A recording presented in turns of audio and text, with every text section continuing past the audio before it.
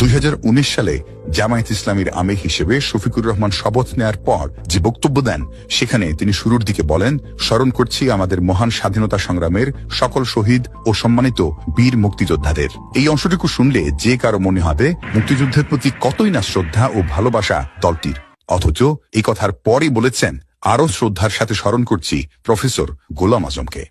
একদিকে শহীদদের প্রতি শ্রদ্ধা, অন্যদিকে ৭১-এর নির্বিচারে মানুষ হত্যার মাস্টার মাইন্ড গোলাম আজমের প্রতি শ্রদ্ধা। এই ধরনের আচরণকে ভণ্ডামি, প্রতারণা বা মুনাফিকি বলা হয়ে থাকে। চলুন দলটির আরো মুনাফিকি কর্মকাণ্ড দেখে নিই। জামায়াতে ইসলামীর মুনাফিকি শুরু হয়েছিল তাদের জন্মলগ্ন থেকেই।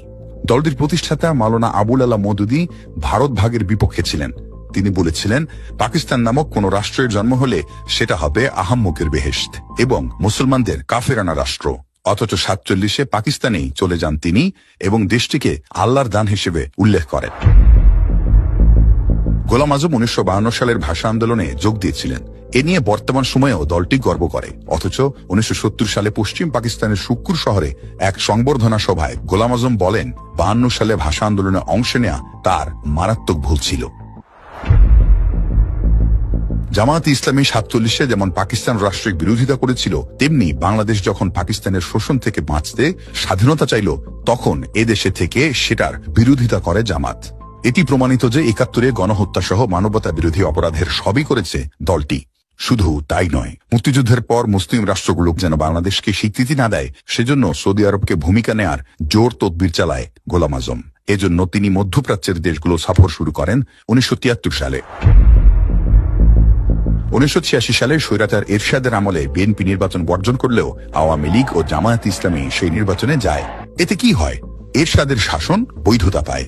সেই নির্বাচনে অংশ নিয়ে হাসিনা আর জামাত মূলত এদেশের মানুষের সঙ্গে মুনাফিকি করেছে।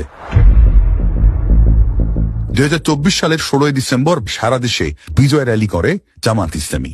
সেই ডিসেম্বরে শিবির প্রকাশিত ছাত্র সংবাদ সংখ্যায় ছাপা হয়েছে, অনেক মুসলিম না বুঝে মুক্তিযুদ্ধে জড়িয়ে পড়েছিল। এটা তাদের ব্যর্থতা ও অদূরদর্শিতা ছিল। একদিকে মুক্তিযুদ্ধকে বিদ্রুপ করা, আরেকদিকে বিজয় র্যালি বের করা জামাতের মুনাফিকির সবচেয়ে বড় প্রমাণ। জামাতের আরো একটি বড় মুনাফিকি হলো ভারত বিষয়ে তাদের অবস্থান। গোলাম আজম থেকে শুরু করে দলটির সব নেতা সাধারণ মানুষের কাছে নিজেদের ভারত বিদ্বেষী হিসেবে তুলে ধরেছে।